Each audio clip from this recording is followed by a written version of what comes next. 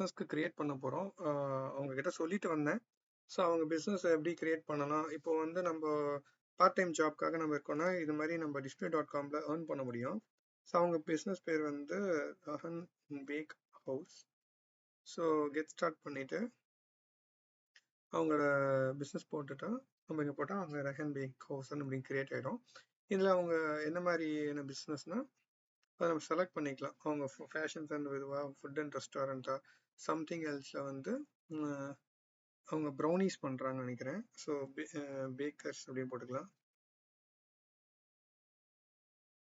So continue நம்ம கொடுத்துட்டோம் அப்படின்னா அவங்களுக்கு வந்து காமர்ஸ் வேணுமா, அதாவது ஒரு பொருளை சேல் பண்ணணும், ஆட் டு கார்ட் இது மாதிரிலாம் வரணும்னா செல் ப்ராடக்ட்ஸ் ஆர் சர்வீஸு, இல்லை ஜஸ்ட் நான் காமிச்சா போதும் சிங்கிள் பேஜாக வேணும்னா சிங்கிள் பேஜாக வச்சுக்கலாம்.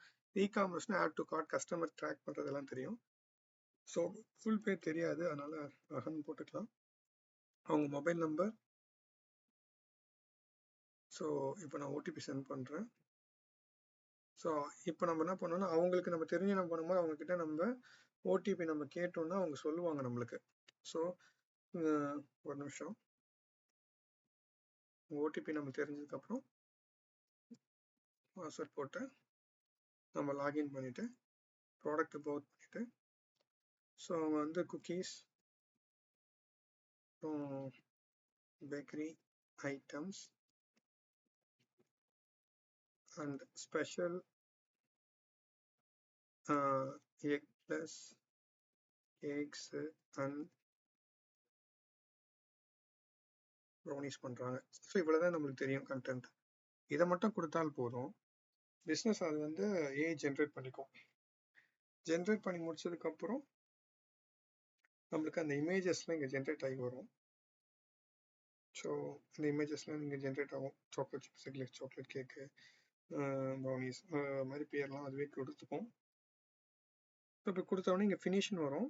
நம்ம ஃபினிஷ் கொடுத்துட்டோன்னா நம்ம பிஸ்னஸ் நம்மளே கிரியேட் பண்ணிக்கலாம். இப்போ வந்து business records, images and store front links எல்லாமே இப்போ கிரியேட் பண்ணும். ஸோ ஒன்ஸ் கிரியேட் ஆனவொடனே நம்ம பிஸ்னஸோட வெப்பேஜ் லிங்க் இங்கே கிரியேட் ஆகிட்டு இருக்கும். QR கோட டவுன்லோட் ஆகிடும். இப்போ இவங்க QR கோட டவுன்லோட் பண்ண QR கோட நம்ம அவங்களுக்கு அனுப்பிடலாம். ஸோ அவங்க நம்பர் எனக்கு தெரியாது, ஒரு நிமிஷம்.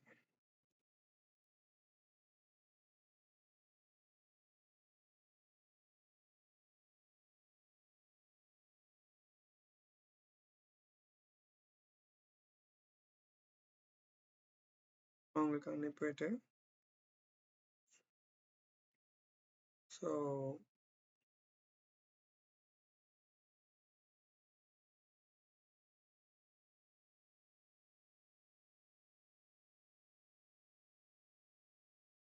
அவங்களுக்கான பிஸ்னஸ் QR லிங்க் அனுப்பிட்டோம்.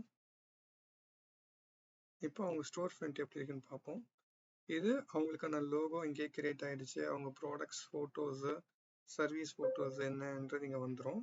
ஸோ இந்த லிங்க்கை நம்ம அவங்களுக்கு காப்பி பண்ணி அவங்க இதில் நம்ம கொடுத்துட்டோம்னா அவங்களுக்கு அது போயிடும்.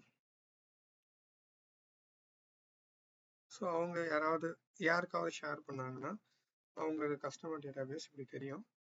ஸோ அவங்க கஸ்டமர்ஸ்க்கு வந்து இந்த கம்பெனியோட வந்து யார் ஒர்க் பண்ணுறா, அவங்களோட டைமிங்ஸ் என்ன, அவங்களுக்கு என்ன லாங்குவேஜ் தெரியும், ஸோ அப்புறம் வந்து கனெக்டில் அவங்களோட சோஷியல் மீடியாஸ் என்னென்ன இருக்குது, அவங்க ஓனர் இன்ஃபர்மேஷன்ஸில் என்ன இருக்குது, எல்லாமே இதில் அவங்க பார்த்துக்க முடியும். ஸோ இது வந்து வெப்பேஜ், அவங்களோட ஓன் வெப்சைட்டாக கூட இது கன்வெர்ட் பண்ணிக்கலாம் டொமைன் நேம் கொடுத்து. ஸோ இந்த மாதிரி நம்ம பண்ண முடியும். தேங்க்யூ.